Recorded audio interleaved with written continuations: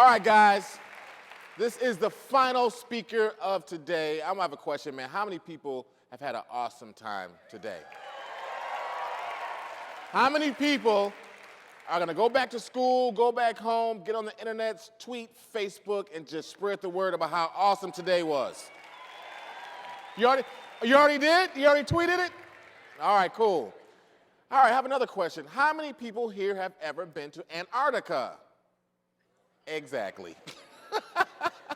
And I've always wondered, like, is there an airport in Antarctica? Like, you know, do you fly in there? Like, how do you get there? Our next speaker and our final speaker of today has been to Antarctica 15 times. 15 times. And you don't need a windbreaker or some corduroys. You need a real coat. So start clapping right now for my friend, Paul Nicholson, everybody. Thanks, man.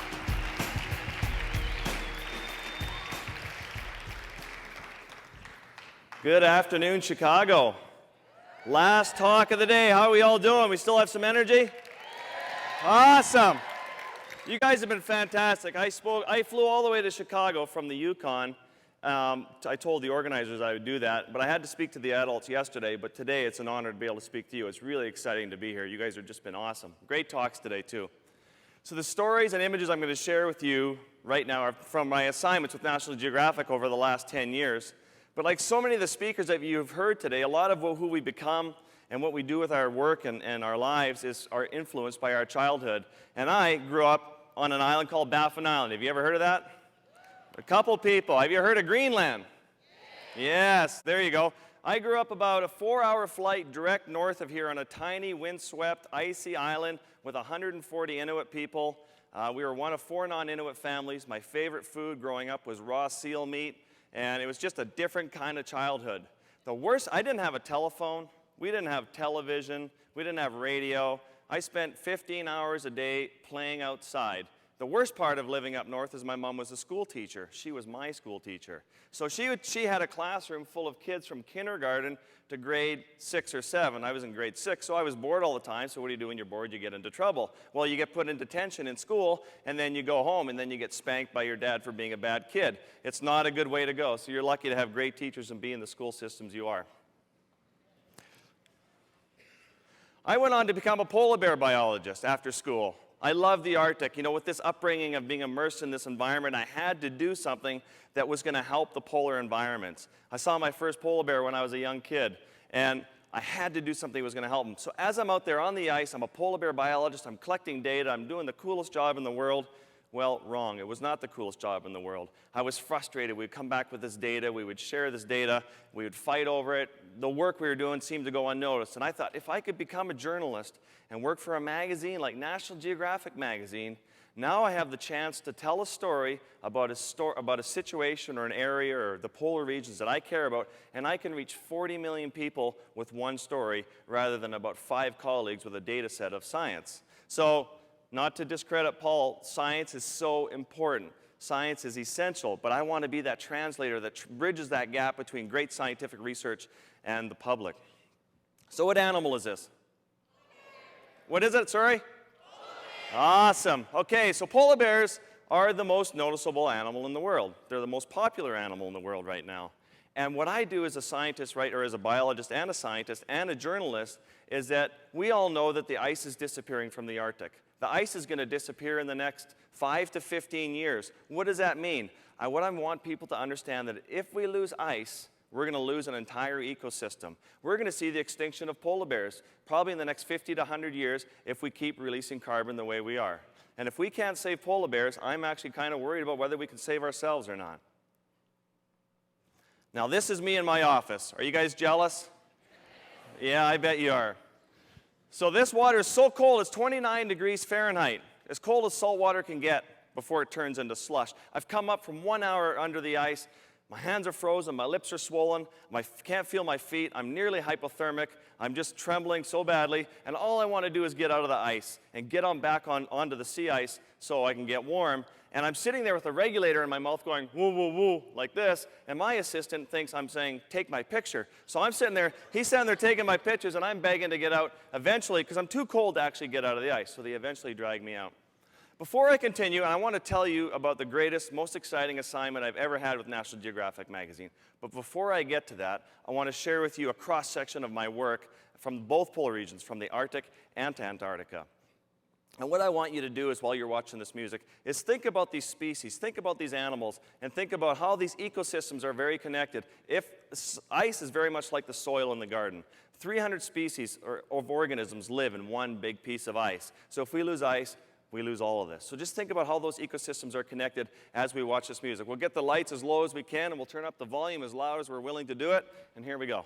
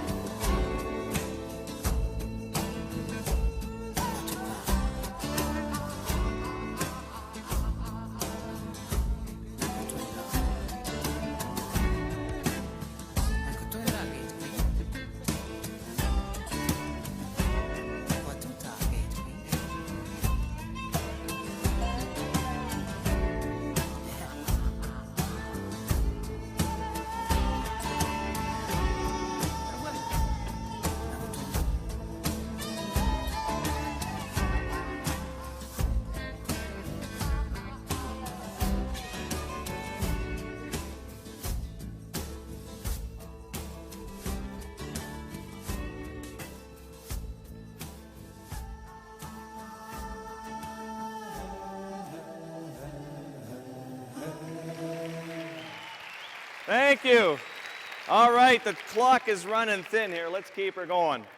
So a couple of those animals some of you may have not seen before. There was that big black whale at the start. That's the bowhead whale, endangered, and they live up to 250 years old, the oldest living animal on Earth right now, they think. You saw the narwhal with the big ivory tusk, and then you saw that little white bear in the forest. That's the spirit bear. That was the cover story in the August issue of National Geographic. So you can get your teachers to go look at all those stories. Now, the leopard seal, my favorite animal, favorite story I've ever done, just to save you on those questions later. Since the beginning of time, since the time, Shackleton first went to Antarctica, the leopard seals had this wicked reputation. And unfortunately, a woman was taken down and drowned by a leopard seal in 2004, a scientist. It was tragic. But I thought, I want to go down to Antarctica, get in the water with as many of these seals as I can. I want to find out if they're vicious or not. Everyone told me you couldn't do it, too dangerous. I love it when people tell me I can't do something, because there's a story in there. That means no one else has done it. So let's go take a close look at these leopard seals. And these seals also happen to eat happy feet, those cute little penguins that we all love. But animals don't work like that. The penguin doesn't know he's cute, and the leopard seal doesn't know he's a big monster. It's just the way the world turns down there in the wilds. And they're also big. They're not these cute little seals like these little ring seals and harbor seals we have around. These are big seals, 1,000 pounds, 12 feet long and monstrous. So we went all the way to Antarctica, and I thought, I'm going to swim with leopard seals. I was so excited. And we got into this little bay, this little harbor, and right away there was this massive leopard seal. I was with my friend Goran Elma from Sweden, and we're in our boat, and the leopard seal's ripping apart this penguin. There's guts everywhere in the water. The seal is jamming the penguin under the hull of the boat. We almost fall in the water, and that's when my assistant Goran says to me, "Time for you to get in the water, yeah," in his thick Swedish accent. And I said, forget that. I'm not sure I used the word forget, but I said something that. I'm not getting in the water. But I realized, I was there to shoot this story for National Geographic. They're a magazine. They publish pictures, not excuses. I can't come back and say, I was too scary, I was too scared, I was this and that, So I had to shoot this story. So I slipped over the edge of the boat, and this is the first thing I saw. This massive female leopard seal who's about this round in her body. She's about from here to the podium and long, and she comes racing up to me, and she opens her mouth. So if you put your elbows together and you open up your arms like that, and her head's about this wide, she comes and shoots her whole head right around my head, and I'm inside her mouth like this. But my assistant, Goran, had given me good advice.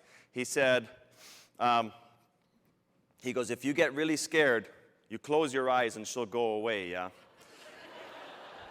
You got to really choose carefully who you work with, because you can end up dead if you get the wrong advice from the wrong people. But she did this for about 5 minutes, and then finally she relaxed, and I couldn't figure out what was going on. She stopped what she was doing, she went away, and she grabbed a penguin.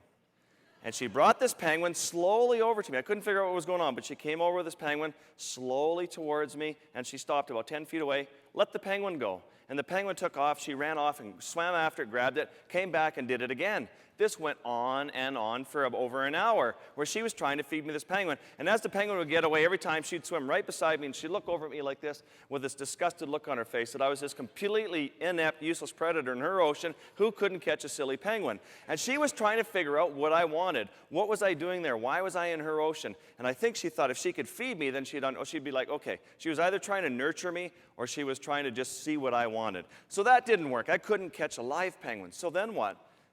She went off and got another penguin, and she wore it down, almost killed it. She was eating all these penguins just as she would normally. And then she did these really sexy ballet-like poses, sliding down an iceberg like this, came up over to me with the penguin and dropped this penguin off of me. It's barely alive, and it would slowly swim away like this, and she would go off and get it and do this over and over. So then she realized quickly, okay, this useless person, or whatever it is, cannot catch a live penguin. So we're going to bring him over and give him some dead penguins. So she would just kill the penguin, and then she'd drop it off in front of me. And all of a sudden, I had 3 or 4 penguins just dead floating around my head. And I'm just taking pictures. I am laughing. I'm just gutting myself. I'm crying, and I'm just so emotional because I've never seen anything like this, where a big, vicious, potentially vicious predator is feeding me and taking care of me, and we're communicating like this. But she started to get a little frustrated. And she'd sit there, and this is what a dejected, upset leopard seal looks like. She's dropped off the penguin, and she's looking at me like, are you for real? But for me, I didn't want to touch the penguin. I just wanted to keep shooting, because the longer this went on, a National Geographic assignment can take up to 3 months.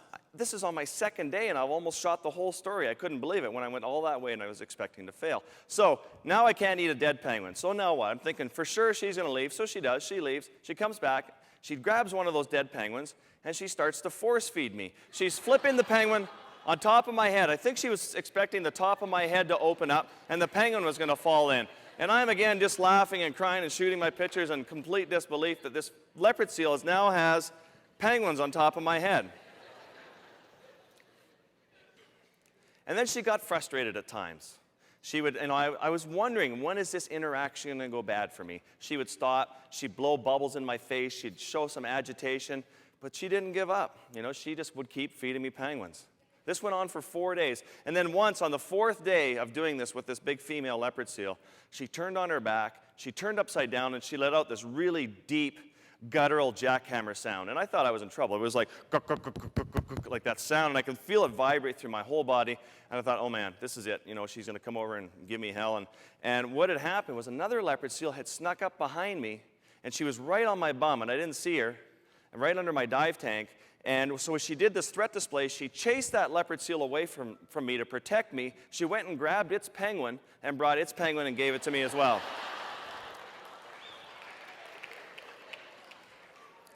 So this is the seal that I was supposed to fear, that everyone told me I couldn't do it. And when people tell you you can't do something, that's when you go out and try it. It's 5 to 10, I'm a bit emotional because 10 years ago, I was told, the environment, don't worry about the environment, it's all about the economy. Well, if we don't have a healthy planet, if we don't have a healthy environment, then we don't have anything. We have to take care of this planet. It's the only one we got. So please, think about the environment just as much as you think about money, as much as you think about girls and boys. It's a very big foundation of who we are, and if we can't protect our planet, then we're in trouble. We can do this together. Thanks, guys. You've been great. Appreciate it.